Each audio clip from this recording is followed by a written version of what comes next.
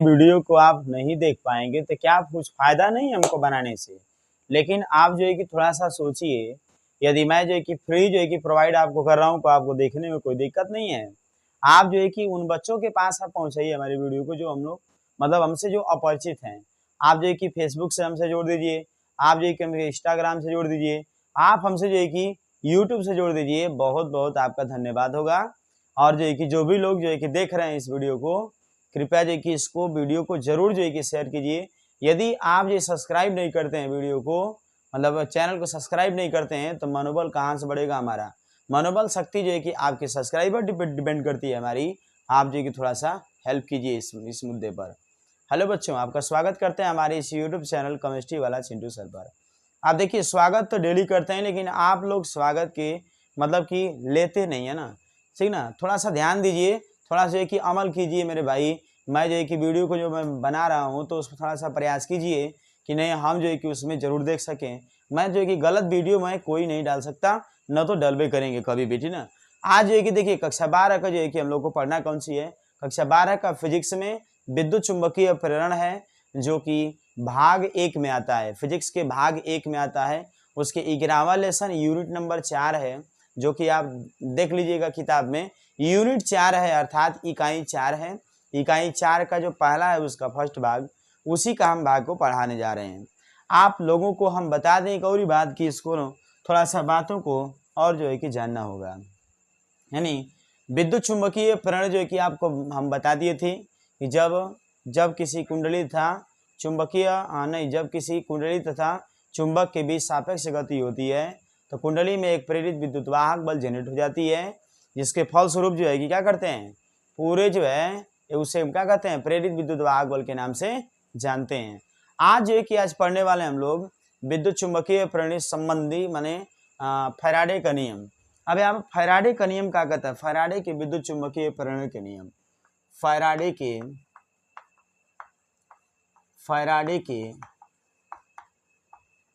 विद्युत चुंबकीय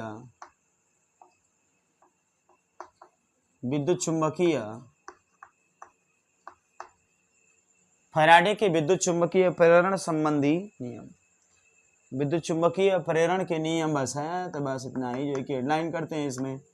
अब देखिए फैराडे जो था वह जो है कि 2 नियम्स को दिया था यहाँ पर, प्रथम नियम और एक जो है कि सेकेंड नियम। तो हम लोग प्रथम नियम को पहले जो है कि स्टडी करते हैं। फैराडे के विद्युत चुंबकीय प्रेरण के नियम जो होते हैं सिर्फ 2 होते हैं। इसके 2 नियमों को हम लोग ना खूब बढ़िया से क्लासिफिकेट करके और इसको डेफिनेशन करते हैं।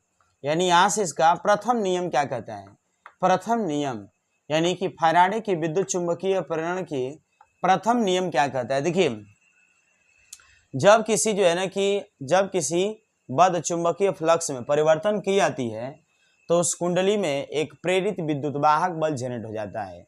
इस प्रेरित विद्युत वाहक बल का है ना परिमाण है ना चुंबकीय फ्लक्स के ऋणात्मक दर के बराबर होता है। बहुत आसान पड़ता है। देखिए, जब जब किसी जब किसी जब किसी परिपथ से बद्ध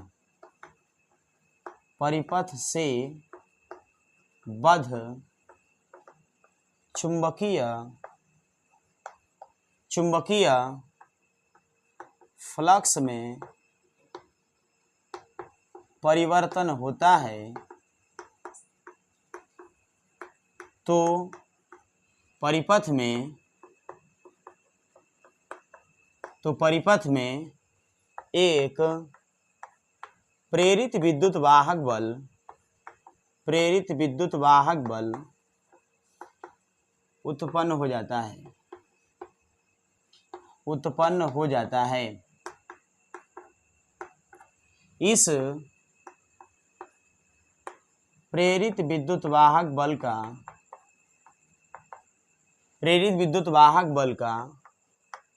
परिमाण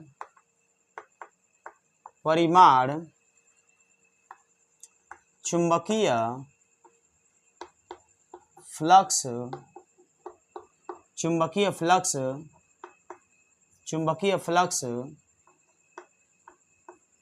फ्लक्स परिवर्तन के परिवर्तन के ऋणात्मक दर के बराबर होता है। इसे न्यूमैन का नियम भी कहते हैं। इसे न्यूमैन का नियम कहते हैं। न्यूमैन का नियम कहते हैं। ठीक है, तो याद रख लेंगे इसमें से कि जब किसी परिपथ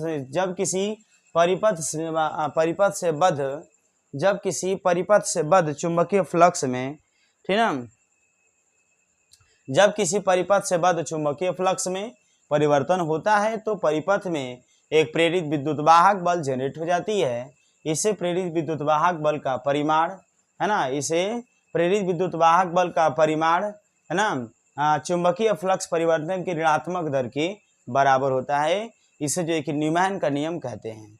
यदि हम कह दें कि किसी कुंडली के फ्लक्स परिवर्तन में अगर जो करते हैं तो यहाँ पर प्रेरित विद्युत वाहक बल यहाँ पर जनरेट होती है, उसके जो है कि यहाँ पर डेल्टा फाई बटा में डेल्टा टी के बराबर होता है।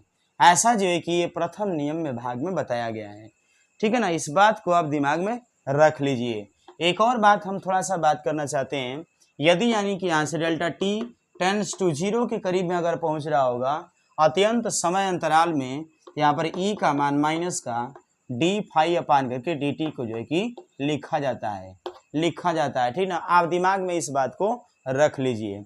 एक और बात कि मान लीजिए कुंडली में अगर n फेरों की संख्या हो, यदि कुंडली में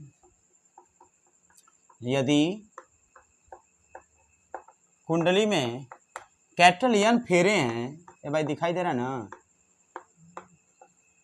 यदि कुंडली में कैपिटल n फेरे हैं तब जो है कि यहाँ से E बराबर माइनस का n delta phi upon delta t लिखा जाता है दोस्त।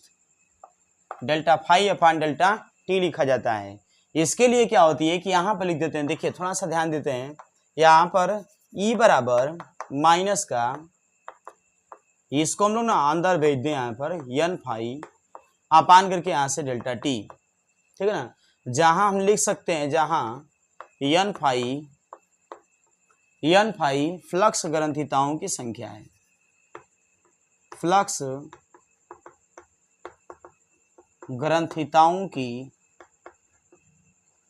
संख्या है।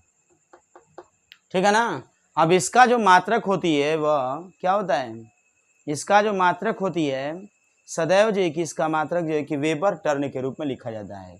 यानी यहाँ से जो n फाई का मात्रक होगा, दिख रहा है ना, हाँ चलो ठीक, कोनो बात ना, तो ऊपर लिख देते हैं यहाँ से वेबर टर्न। देखिए वेबर टर्न जो है कि इसका हम मात्रक लिख देते हैं, क्योंकि इसका प्रथम नियम में जो है कि इसका हम लोग भाग को पढ़ रहे हैं, ध्यान से थोड़ा देखिएगा। देखिए यदि हमने अभी बताया कि कुंडली में अगर n फेरों की संख्या उपस्थित होती है, अगर n फेरे, अगर तार के n फेरे हैं, यहाँ से E बराबर माइनस का n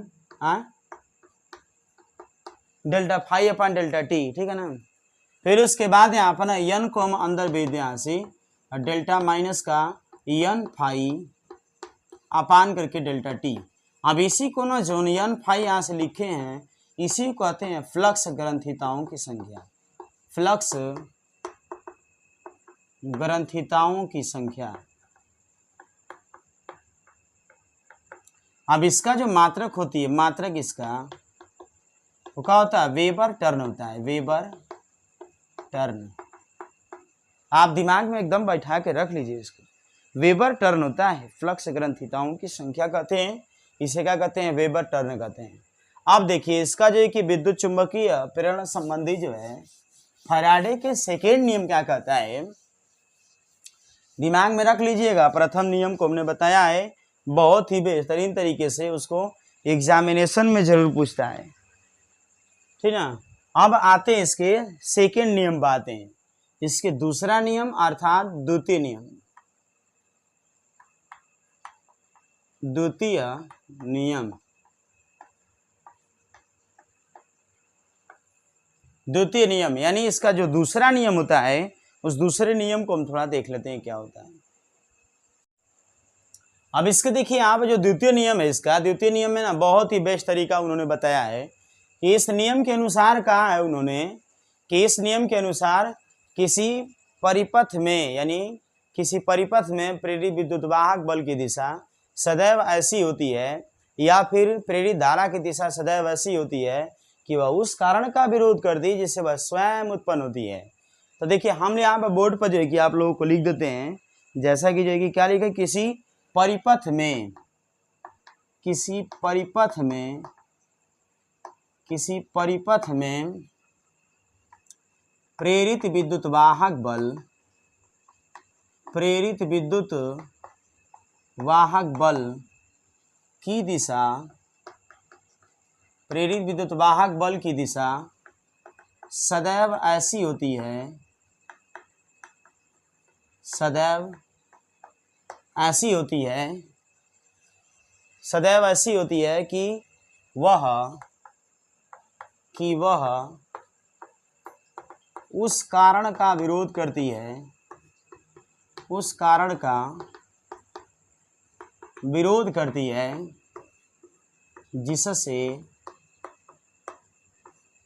जिससे यह स्वयं उत्पन्न होती है, जिससे यह स्वयं उत्पन्न होती है,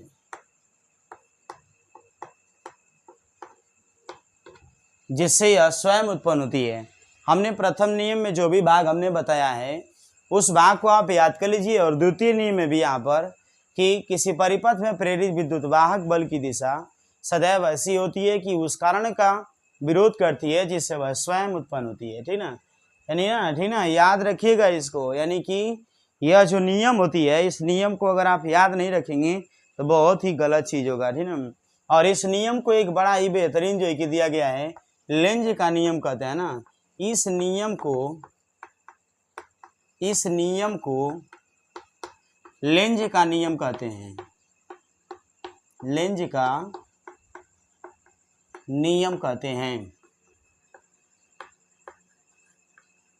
लेंज का नियम कहते हैं। ठीक ना, अब इसके बाद जो है कि आप दिमाग में एकदम बैठा लेंगे कि लेंज का नियम किसे कहते हैं, तो आपको दिमाग में याद आना चाहिए कि जब किसी, है ना, किसी परिपथ में प्रेरित विद्युत वाहक बल की दिशा या धारा की दिशा सदैव ऐसी होती है कि वह उस कारण का विरोध करती है जिससे वह स्वयं उत्पन्न होती है। सबसे सीधी सी बात है।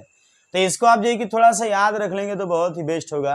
अगले जो है कि वीडियो में हम जो है कि आप लोगों को बताएंगे प्रेरित विद्युत वाहक बल का मान, प्रेरित धारा का मान, प्रेरित आवेश का मान। उसके बाद जो है कि अगले जो है कि वीडियो में हम लोग जो है कि इसकी दिशाओं के बारे में जानेंगे और लेंज का नियम जो फैराडे का प्रयोग किया था